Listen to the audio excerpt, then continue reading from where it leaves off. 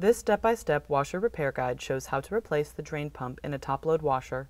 If your washer doesn't drain, first check for a clogged washer drain or a kink in the drain hose. Don't skip these basic troubleshooting steps. If the drain and drain hose are clear, replace the drain pump with a manufacturer-approved replacement part if the pump runs but doesn't pump out the water, or if it doesn't run at all due to a defective motor.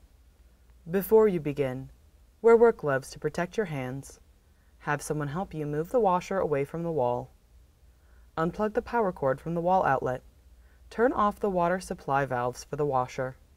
Pull the drain hose out of the standpipe behind the washer. Move the washer away from the wall so you can reach the fill hoses and drain hose. Mark which fill hose goes to the hot connector and which goes to the cold. Using channel lock pliers, carefully loosen and remove both fill hoses. Expect some water to pour out. Tip: wipe up water spills with a towel to prevent slipping. Carefully tilt the washer forward and lay it on the front panel so that you can access the components from the bottom of the washer. Use pliers to release the spring clamp on the drain hose. Pull the drain hose off of the drain pump. Open the cover that protects the wire harness plug on the drain pump.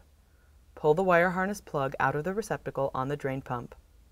Remove the 3 bolts that secure the drain pump to the bottom of the washer tub. Pull the pump off and set it aside for disposal. Position the new drain pump on the bottom of the washer and secure it using the 3 bolts. Plug the wire harness into the receptacle on the new pump. Close the cover on the wire harness connection. Push the drain hose back onto the outlet of the drain pump. Secure it with the spring clamp. Carefully set the washer in an upright position and move it close enough to the fill hoses so that you can reconnect them. Thread the fill hoses onto the connectors on the back of the washer.